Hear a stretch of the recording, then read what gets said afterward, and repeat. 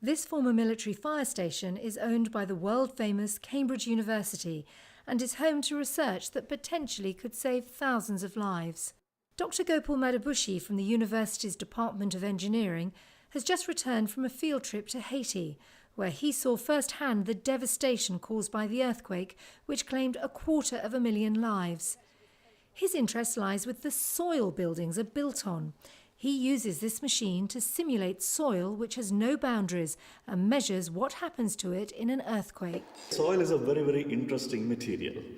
You may always think that it is just dirt underneath your shoe or something like that, but the way it behaves as an engineering material is very, very different depending on the circumstances you put it in. What scientists have discovered is that when soil is shaken in an earthquake, it can change form, in some situations turning to liquid, known as liquefaction. So even sturdy buildings collapse because their foundations are unstable. It's even worse when the constructions are on water. In Haiti, a big problem was with the ports and airports. The port, particularly in Port-au-Prince, has suffered severe damaging effects due to soil liquefaction, and the wharf structures that are there have collapsed, and an island has settled down by more than a meter. The consequences of all this damage was that no aid could move in quickly, although there is a very willing world community trying to help the Haitians. There's physically no way of moving the necessary number of ships into carrying the aid into the island.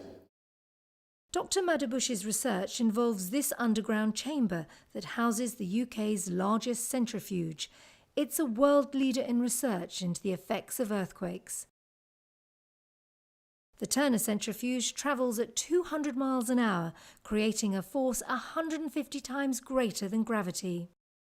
The object of this machine is to have small-scale models which we can build on the lab, and we can test them so that they think that they're actually big buildings in the field, and they behave accordingly. So we can test these to destruction, say, and still predict what's going to happen to real buildings.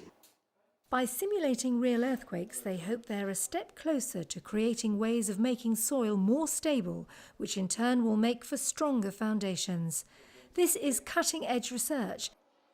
There have been major developments over the past 2 decades, and Dr. Madhubushi is confident there are more breakthroughs to come.